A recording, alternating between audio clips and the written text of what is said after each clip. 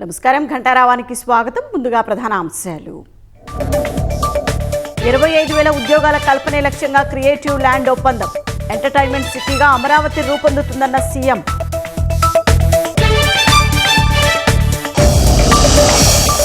ఒంగోలు సమీపంలోని 16వ జాతీయ రహదారి రక్తసిక్తం. ఒకే చోట 3 వేర్వేరు ప్రమాదాల్లో 5గురు మృతి.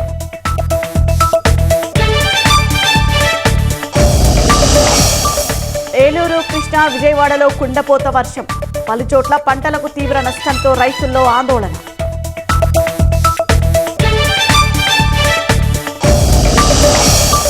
భారత్పై పాకిస్తాన్ ప్రతీకార చర్యలు. ఎగుమతులపై నిషేధం విధిస్తున్నట్లు ప్రకటన.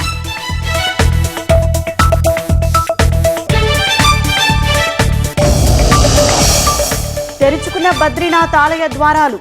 మహావిష్ణువును దర్శించుకున్న వేలాది భక్తులు.